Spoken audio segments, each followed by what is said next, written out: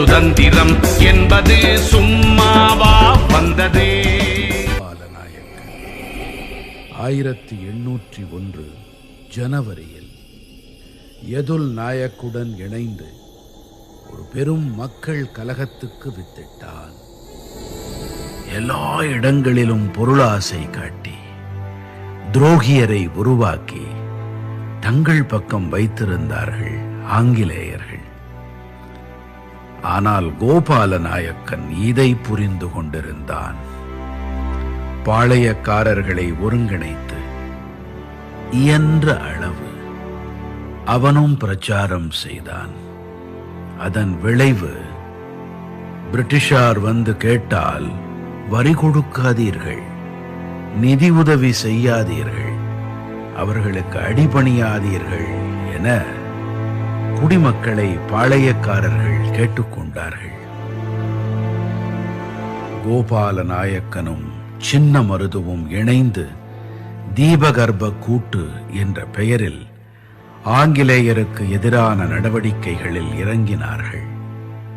திண்டுக்கல் கோட்டையில் தாக்குதல் நடத்தி ஆங்கிலேயரை விரட்டி அடித்து ஆயுத குடோன்களை அழித்தார்கள்.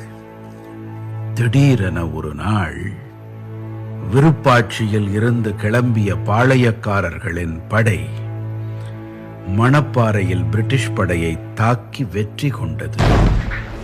தொடர்ந்து மக்களுடன் இணைந்து மற்ற பாளையக்காரர்களும் பிரிட்டிஷாருக்கு எதிராக கலகம் செய்தார்கள். கம்பெனியாருக்கோ நிலைமை கட்டுமீறி போனது. இந்த கலகத்தை அடக்க லெப்டினன்ட் கர்னல் என்னாஸ் தலைமையில் பலம் வாய்ந்த படையை விருப்பாட்சிக்கு அனுப்பி வைத்தது. 1801 மார்ச்சில் இந்த படை விருப்பாட்சிக்கு வந்தது. கோபால நாயக்கனை சரணடையுமாறு என்எஸ் எச்சரிக்கை செய்தார். அதை கோபால நாயக்கன் கண்டுகொள்ளவே இல்லை. பிரிட்டிஷ் படைகளுக்கும் பாளையக்காரர்களின் படைகளுக்கும் இடையே கடுமையான போர் தொடங்கியது.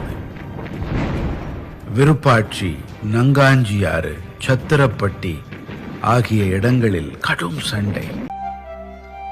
1801 ஏப்ரல் 13 பிரிட்டன் படைகள் கோபால நாயக்கனை குறிவைத்து ஆனைமலையின் அருகில் இருந்த யதுல் நாயக்கனின் டெல்லி கோட்டையை தாக்கின. பீரங்கிகளின் வெடிமுழக்கத்திலும் தீரமாக போரிட்ட பாளையக்காரர்களின் படைகள்